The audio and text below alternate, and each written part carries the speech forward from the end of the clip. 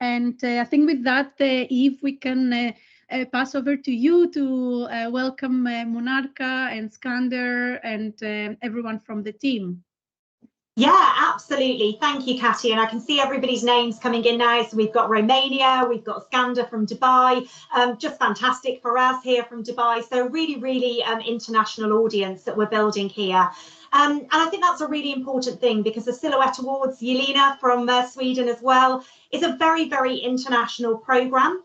And we're really building a community here. And it's something that we are exceptionally proud of, isn't it, Katia? I mean, we've been working very hard in the background for this. And we're very proud of what we're building. Now, today's session, as Katia said, is very much the power hour for mentors and mentees. And this would not be possible without Skander, who is the founder and CEO of Monarca. Yeah, Stacey's pointing to Skander. And of course, his wonderful team based in Dubai. Now, Monarca are our power sponsor. They're our very first power sponsor. So we're delighted to have them on board today. And actually for this entire year, really helping to bridge gaps with our community. And for those of you that don't know Monarca, they provide innovative and high-end lighting solutions to the market. They represent a number of high-end brands. They are based in Dubai with a fantastic showroom. And Skander, I don't know if you want to add anything else to that about you and your brand, because I know it's absolutely fantastic what you're doing and building. Well, thank you, Eve, for the introduction. First, I would like to add that I'm so proud to be here this evening, and this evening in Dubai. So afternoon at yours and somewhere else. So we're pleased to be part of this program. We are pleased to add value to you guys.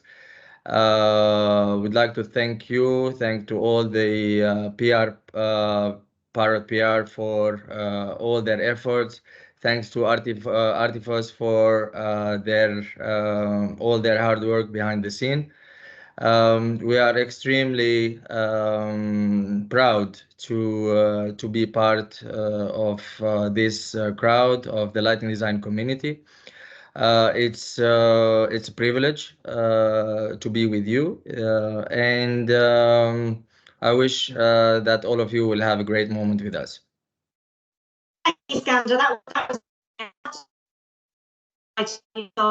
was well. Thank you to this year's program. Yes, so I would today like also. Sorry. No, go ahead. I would like to also to thank all the sponsors, all the brands who are supporting this event. And in addition to that, of course, a special thanks to the mentors and the mentees, because it's not often that we find experts and lighting designer who share their expertise in the business and the knowledge to mentees, and to give them kind of shortcuts in order to succeed in their future experience and future business. Absolutely, and that's exactly what we're talking about today, building that community and providing opportunities and mentorship so that we can see the long term of our industry, if you like. So as we mentioned, today is a power hour for our power sponsor, Monarca.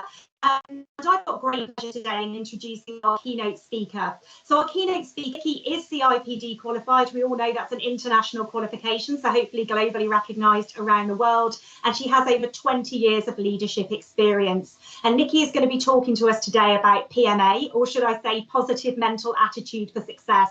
And I think those are two things that we all need in business and everyday life, is positivity and success. So without further ado, I'm going to hand over to Nikki for this inspiration. I hope you all enjoy. Thank you. Thank you very much for the introduction, Eve. Can everybody hear me okay? Yeah, yes. Good. Thank you very much. So firstly, thank you very much to Katia, Eve and Monarca for inviting me to this session. It's really great to be with you this afternoon. And as Eve said, positive mental attitude is so important, not only in our work life, but also personal life, isn't it? We can probably all think of events that we've had that have maybe challenged us and put us into a negative mindset. But we're going to talk about how we harness it now to further our careers and our personal lives. So am I an expert in positive mental attitude? No, and I don't think any of us are, to be honest. However, I've got lived experience of where I've got it wrong and how I've had to change my mindset over the years. And part of that is reprogramming the brain. Now, if anybody's had to do it before with any kind of lifestyle change, you know that it comes with persistence and repetition. So that's one key thing to take away from today. You need to be practicing a positive mindset. So first off, what are the characteristics then of a positive mindset? Somebody maybe that emulates positivity. You might say that they're happy-go-lucky, always seem to have a spring in their step. Well, first things first, they look at the best case rather than the worst case scenario. So you might describe them as optimistic. Hopefully they're realistic as well, but they're certainly not a pessimist. So they look at the best case scenario rather than the worst. They always embrace opportunities too. So even those challenges that arise, they see them as an opportunity. Learn or grow. Either way, the challenges are embraced so that they can develop as an individual. They find pleasure in the small things. And what I'm talking about here is the day-to-day things that maybe we take for granted. So I don't know, maybe you've got a nice dinner planned tonight, maybe it's your favourite dinner, but they take pleasure in knowing that they've got those as well. So it's not always the big things. They also focus on the smaller wins too. They practice gratitude. So they're thankful for what they have and they openly share that with people, and they share their knowledge too. So we all get fulfillment, and especially those of you that are mentors to the mentees, you will get fulfillment from sharing your knowledge and your experience. So that's a positive mental attitude characteristic to have. As well, they're very solutions driven, always looking at ways to resolve challenges rather than become immersed in the, oh, woe me, why does it always happen to me? So they look for solutions. They're very resourceful. As well, probably quite obvious, they learn from experience. So the good and the bad, and they channel that into any other challenges that arise. They also understand that nothing is permanent. Everything is temporary. So a bad day or a bad experience, it's only a temporary feeling or emotion that you'll have. It will pass in time. And don't forget, if any of you have ever read The Chimp Paradox, you will understand that your first reaction isn't your final reaction. Sometimes it takes time to process it. And finally, positive mental attitude people firmly believe that they are the only driver in achieving their success.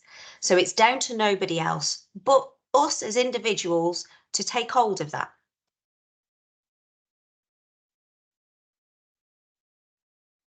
Now, we need to be able to channel our emotions into goals and visions. We understand that they are important for all aspects of our life, whether it is work life, whether it's projects that you're working on, new designs, or whether it's personal life, maybe such as buying your first home.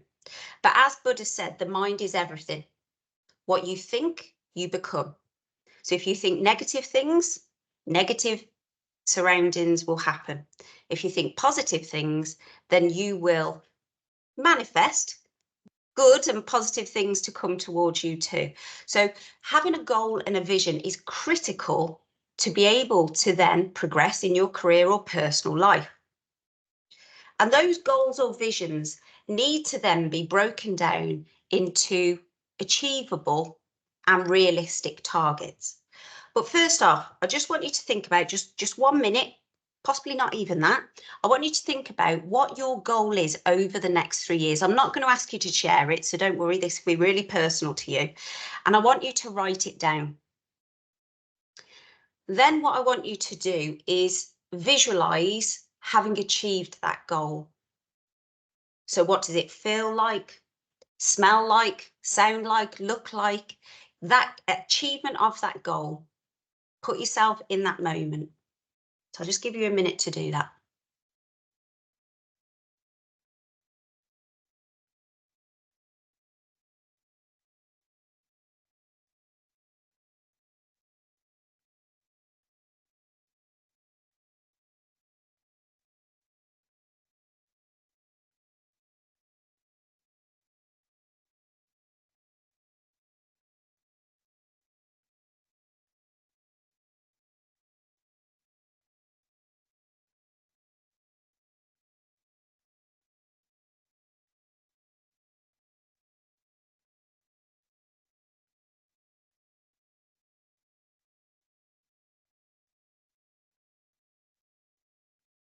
Okay. Just coming up to that minute now. Now, as you were doing that, I was thinking about my personal goal and where I see myself in the next 3 years. And I'll share that with you. I've got no issue with doing that. My vision and my goal is to buy a house in Spain. Initially, it'll be a holiday home where myself, my family, my friends can benefit from it. And even now, just talking about it, I've got that nice, warm feeling. I know what it feels like. I've visualized it so many times. And whenever I find myself being pulled into a negative mindset, I have to then think about why I do what I do and what my ultimate goal is so that I can refocus. Okay, you remind yourself of why you do what you do. So once we've identified our goal, as I said, we then have to look at how we break that into manageable targets to achieve it. Because it's not as easy as I'm going to set myself a goal and I'll know when I get there. There needs to be steps in place for us to get there. So I'm sure many of you will have seen this before, and those of you that are managers probably do this for your team already. And that is setting yourself SMART goals. So specific, it's detailed, it's clear, you visualize it, you know exactly what needs to be achieved. In the case of being a designer or anybody that runs any kind of projects, that might be the scope and the brief that you are given from your client initially. So you really need to immerse yourself into their business and their vision, even the nuances of their business. Measurable, well, it needs to be tangible. This could be a budget. It could be increase in engagement or sales. But it's key that we have a measurable in place so that we can track how we are doing. So we need to have something tangible that we can see and we can measure it as we move along. If that's a 3-year period, or maybe it's a 3-month project. Attainable. So it needs to be realistic. It needs to be achievable with the right resources, the right technology, the advancements in technology, which I know is ever evolving in the industry, and also as well having in place the right team around you with strong communication. Relevant, well, this needs to be personal to you for you to really buy into it. There's no point having an objective or a target in place that there's no benefit to you. So you need to find that from this project or personal goal that you have. And that might be something along the lines of, in the case of a project, growth, learning, credibility. So especially as you're being mentored, there's always going to be those opportunities to benefit personally from that growth. And finally, time bound. So this is putting your stake in the ground when it's going to be achieved by. Now, like with all projects and many things that we do in life, both personally and professionally, we will have a project plan in place and we will measure that as we go along with touch points. So maybe that looks like a Gantt chart or any of the other project management tools that you might use. So we know that we need a goal and we know we need to break that down into achievable targets. And that's great. But we also know that external factors can influence the outcome, or at least influence the journey along the way. So again, this might be client expectations change. It's where somebody or something happens to you that you can't control. And that's key to remember, is you can only control the controllables. But things such as technical restraints, as I say, clients changing their scope, the budget changing, but these are things outside of your control. And it's where positive mental attitude really comes into play, because these people have the ability to flip the environment. So taking a negative and finding the positives within it. And these are the stages to be able to do that, so that you can practice and develop these skills these are the stages and the journey that you'll go through. You'll first off acknowledge it. As I say, acknowledge that you can only control the controllables, things that are in your control.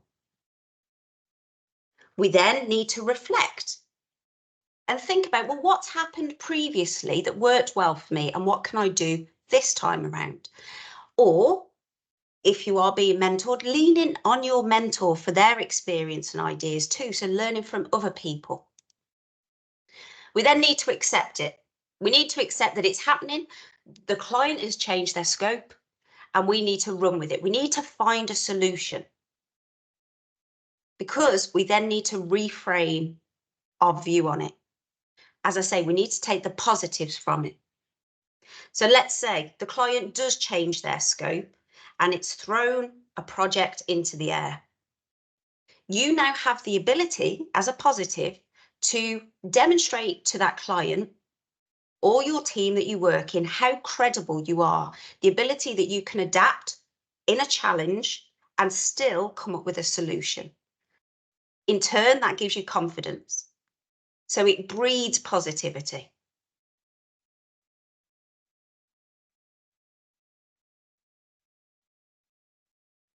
Building positive mental attitude is simple so long as you keep yourself in check and you consistently practice this.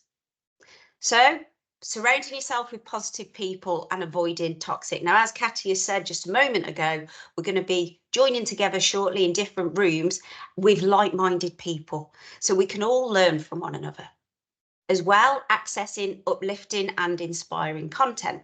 And I've got a couple of suggestions at the end of this slide. Practicing gratitude. So giving yourself time to reflect and appreciate the little things, ensuring that we're always in the present. We embrace how we feel and we think about how we can turn that into a positive experience rather than a negative. Because remember, it isn't necessarily what you've done to yourself, it's those external factors that have created challenges.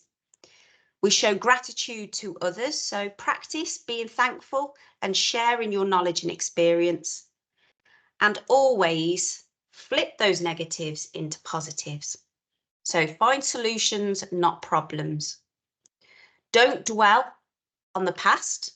Identify what is manageable and achievable, and obviously keep people clearly communicated with. Learn and embrace challenges because they are opportunities to grow. The more challenges that you can embrace, the more opportunities you have to become more resilient and in turn become better at what you do. So grow as an individual, personally and professionally. So as I said, there's a few resources there that you might want to tap into. I did mention the chimp paradox earlier, but these are some really inspiring resources that I tune into, especially the podcast. I do love a podcast, to enable me to look at things from a different perspective. So that is the end of this moment with me there. I believe we're now going to break into some rooms